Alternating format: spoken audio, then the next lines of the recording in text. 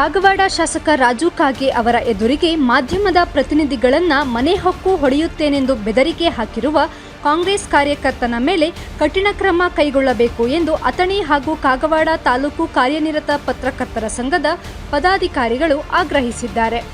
ಮಂಗಳವಾರ ಅಥಣಿ ಹಾಗೂ ಕಾಗವಾಡ ತಾಲೂಕು ಕಾರ್ಯನಿರತ ಪತ್ರಕರ್ತರ ಸಂಘದ ಪದಾಧಿಕಾರಿಗಳು Kagwad tahsildar SB. Ingale, Kagwad PSI MB Biradar ಮತ್ತು ಅಥಣಿ ಪಿಎಸ್ಐ ಶಿವಾನಂದ ಕಾರಜೋಳರವರಿಗೆ ಮನವಿ ಸಲ್ಲಿಸಿ ಆತನ ವಿರುದ್ಧ ಕಠಿಣ ಕ್ರಮ ಕೈಗೊಳ್ಳುವಂತೆ ಆಗ್ರಹಿಸಿದ್ದಾರೆ. ಈ ಸಮಯದಲ್ಲಿ ಹಿರಿಯ ಪತ್ರಕರ್ತರಾದ ಸುಕುಮಾರ್ ಬನ್ನೋರೆ, ಅಣ್ಣಾಸಾಹೇಬ ತೆಲಸಂಗ ಮತ್ತು ಸಿದ್ದಯ್ಯ ಹಿರೇಮಠ್ ಮಾತನಾಡಿ, ಪತ್ರಕರ್ತರು ಕಠಿಣ ಪರಿಸ್ಥಿತಿಯಲ್ಲಿ ತಮ್ಮ ಕರ್ತವ್ಯ ನಿರ್ವಹಿಸುತ್ತಿದ್ದು ನೈಜ ಸುದ್ದಿಗಳನ್ನು ಜನರಿಗೆ ಮುಟ್ಟಿಸುವ ಕೆಲಸ ಮಾಡುತ್ತಿದ್ದಾರೆ. ಇಂತಹ ಪತ್ರಕರ್ತರಿಗೆ ಈಗ ರಕ್ಷಣೆ ಇಲ್ಲದಂತಾಗಿದೆ. ನಿನ್ನೆ ಅಥಣಿ ತಾಲೂಕಿನ ಬೆವನೂರು ಗ್ರಾಮದ ಜಾತ್ರೆಯಲ್ಲಿ ಮೋಳೆ ಗ್ರಾಮದ ಕಾಂಗ್ರೆಸ್ ಕಾರ್ಯಕರ್ತ ಸಂತೋಷ್ ಚುರಮೂಲೆ ಈತನು ಶಾಸಕ ರಾಜು ಕಾಗೆ ಅವರ ಸಮ್ಮುಖದಲ್ಲಿಯೇ ಮಾಧ್ಯಮದವರನ್ನ ಮನೆ ಹೊಕ್ಕು ಕೈಕಾಲು ಮುರಿಯುವುದಾಗಿ ಧಮಕಿ ಹಾಕಿದ್ದಾನೆ.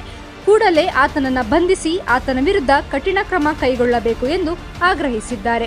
ಈ ರೀತಿ ಸ್ಥಳೀಯ ಶಾಸಕರ ಸಮ್ಮುಖದಲ್ಲಿಯೇ ಘಟನೆ ನಡೆದಿದ್ದು, ಸಾರ್ವಜನಿಕ ವಲಯದಲ್ಲಿ ಶಾಸಕರ ವಿರುದ್ಧ ತೀವ್ರ ಆಕ್ಷೇಪ ವ್ಯಕ್ತವಾಗುತ್ತಿದ್ದಂತೆ ಎಚ್ಚೆತ್ತುಕೊಂಡ ಶಾಸಕರು ಮಾಧ್ಯಮದವರ ಕ್ಷಮೆ ಕೇಳಿದ್ದು ಆತನಿಗೆ ಮತ್ತು ನಮಗೆ ಯಾವುದೇ ಸಂಬಂಧವಿಲ್ಲ ಎಂದು ಜಾರಿಕೊಂಡಿದ್ದಾರೆ.